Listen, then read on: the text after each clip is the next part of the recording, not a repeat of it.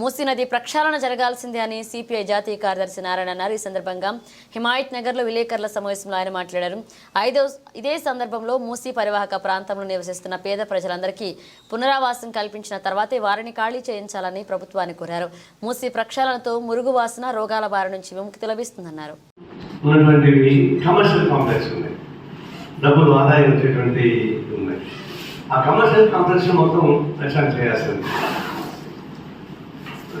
ఏదైనా ఉంది, ఏదైతే కమర్షియల్గా ఉండి వ్యాపారం చేస్తారో ఎఫ్టీఆర్లో ఉంది, ఆ భవనాలు మొత్తం ఖాళీ చేయించాలంటే కొన్ని చేస్తున్నారు. మేము దాన్ని స్టార్ట్ చేస్తాం, మేము అంతా వెళ్తా ఉన్నాం. అయితే ఇప్పుడు మూసీ ప్రచారంలో వస్తాం. మూసీ ప్రచారంలో మొదటి నుంచి కూడా ఈ హైదరాబాద్కి సుందరీకరణే కాదు, కాలుష్యం ఎక్కువ ఉంటుంది, చాలా ఇబ్బంది పడతారు జనం. అనేక మాటలు వర్షాలు పడినప్పుడు, అధిక వర్షాలు పడినప్పుడు కూడా మూసీ పరివాహక ప్రాంతాల నుంచి ప్రజలకి చాలా ఇబ్బంది వస్తున్నాయి. అనేక వాటికి పోయి రిహాబిలిటేషన్ ప్రయత్నించాం. ఇప్పుడు మూసీ అనేది క్లియరెన్స్ కోసం ప్రయత్నిస్తున్నారు. అయితే ఎప్పటి నుంచో పేదవాళ్ళకి కాపాడు వేసుకోన్నారు. దాన్ని పేదవాళ్ళకి ఎట్లా అన్యాయం జరగకుండా వాళ్ళు ప్రత్యామ్నాయ సౌకర్యం చూపిస్తూ మూసీ ప్రక్షాళన జరగాల్సిందే.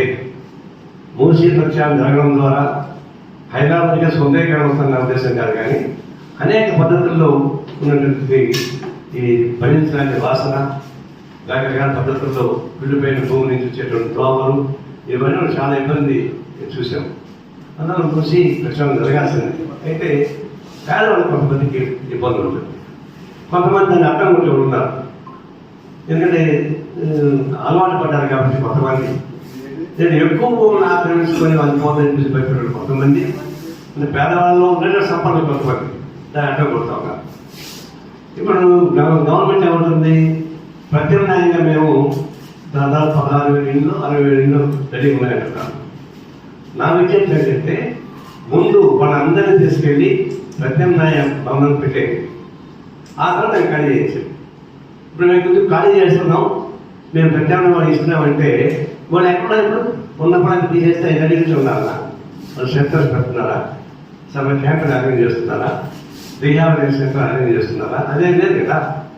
అలాంటప్పుడు మీరు ఎప్పుడైతే ప్రత్యామ్నాయం మేము ఏర్పాటు చేసాం, డబుల్ బెడ్రూమ్స్ రెడీగా ఉన్నాయి చెప్తారు, వీళ్ళందరినీ ఖాళీ చేసి తీసుకురా పెట్టండి, ఇది ఖాళీ చేయించండి.